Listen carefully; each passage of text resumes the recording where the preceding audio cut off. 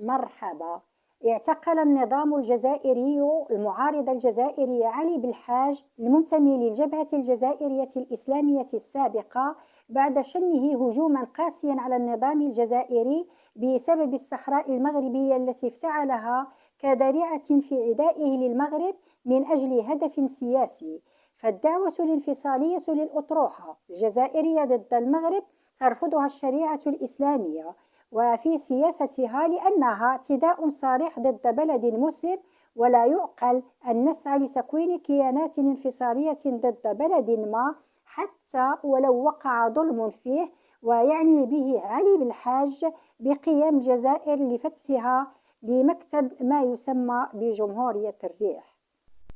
وادعاء الجزائر بأنها مع القضايا العادلة فقد اعتبرها علي بالحاج هي لغة خشب وأكل عليها الدهر وشرب، لأن من يدعي أنه مع القضايا العادلة فهناك 20 قضية عادلة عبر العالم لم تقف معها الجزائر ولم تفعل أي شيء. والأولى بالنظام أن يكون عادلا مع الشعب الجزائري ويعمل الخير معه ويعطي كل ذي حق حقه. فلم نرى الجزائر تعترف بدولة كوسوفو الإسلامية وهي قضية عادلة على سبيل المثال. وأشار بالحاج لتشدق النظام الجزائري بتقرير مصير جمهورية تندوف نكاية بالمغرب، وفي هذه النقطة دعاه إلى تقرير مصير الجزائريين الذين تم منعهم من تقرير مصيرهم منذ استقلال الجزائر المزعوم سنة 1962 ومنعهم كذلك من تقرير مصيرهم سنة 1992. ووقع ما وقع بالجزائر، ويشير بذلك علي بالحاج للعشرية السوداء التي فسكت بالشعب الجزائري بعد وصول الجبهة الجزائرية للسلطة عبر انتخابات شعبية حرة، ولعلها كذلك إشارة منه لتقرير مصير القبائل. وهكذا فعلي بالحاج المعارض الجزائري الشرس والذي لا يخاف في الجهر الحق نسف وفضح النظام الجزائري في كل شعاراته الجوفاء في معاداته لوحدة المغرب الترابية بافتعاله للصحراء المغربية كدرع في عدوانيته ضد المغرب من أجل أن لا يطالب بأراضيه المقتطعة من فرنسا وهي الصحراء الشرقية، ولكي يضع الحجر في الحذاء كما صرح بخرب الرئيس الجزائري السابق، والتي هي من مخلفات حرب الرمال قبل ظهور البوليساريو. ولا علاقة لهذه القضية بالشعب الجزائري التي فرضت عليه، وعلى النظام أن يجلس مع المغرب لحل مشكلته الحدودية مباشرة بدون اتخاذ قضية الصحراء في الواجهة، والتي لم يتم مناقشتها حتى بالبرلمان الجزائري.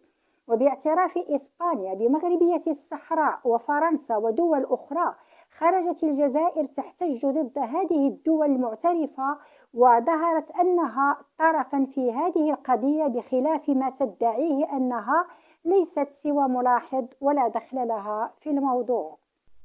أما رفع شماعة ربط المغرب بعلاقاته مع إسرائيل لاتخاذه كذريعة للتهجم على المغرب، ذكر علي بالحاج بأن هناك دول عربية عديدة مطبعة مع إسرائيل كمصر والإمارات، ولم نسمع الجزائر تحتج وترفع صوتها ضد هؤلاء سوى ضد المغرب، ولم تستطع الرد على دول الخليج التي هي مع الصحراء المغربية عبر تصريحاتها، ولا تقدر على مواجهة دول أخرى اعترفت بالصحراء المغربية كالولايات المتحدة الأمريكية خوفا منها. ومهاجمة الجزائر للمغرب التي تنعته بالمطبع لرعايته ليهود مغاربة موجودين بالمغرب منذ القدم، فقد أكد علي بالحاج أن ذلك لا يتعارض مع الإسلام الذي يدعو في معاملة الملل الأخرى من اليهود والنصارى بالمعاملة الحسنة إلا في حالة ما إذا اعتدوا على المسلمين. وأعطى المثال مواجهة الرسول محمد صلى الله عليه وسلم ليهود خيبر بعد نقضهم للعهد واعتدائهم على المسلمين. واليهود كما يقول بالحاج موجودون بكل مكان بمصر والجزائر، ولهم مناصب عليا بفرنسا التي تتواجد بها الصهيونية أكثر من الولايات المتحدة الأمريكية، وفي الجزائر مستشارون يهود لوزراء جزائريين، ومنهم يهود جزائريون تقلدوا مناصب عليا بإسرائيل هاجروا الجزائر منذ استقلالها. وهنا علي بالحاج يريد أن يقول للنظام الجزائري: إذا كنت تتهجم على المغرب بدعوى التطبيع مع إسرائيل فعليك مقاطعة فرنسا، وهي وكر للصهيونية، وإيقاف معاملة الجزائر مع اليهود داخل الجزائر وطردهم من الجزائر، وأن تقطع علاقتها مع دول عربية مطبعة مع إسرائيل كمصر والإمارات العربية المتحدة والبحرين والأردن وقطر، أم أن ذلك حلال وهذا حرام. هذا الكلام لم يرق للنظام الجزائري الذي اعتقل علي بالحاج، كما اعتقل جزائريين آخرين أحرار لأنهم نطقوا بالحق كبعلام سنصال. وبهذا القمع على الحريات يعجل هذا النظام بنهايته. شكرا لكم وإلى اللقاء.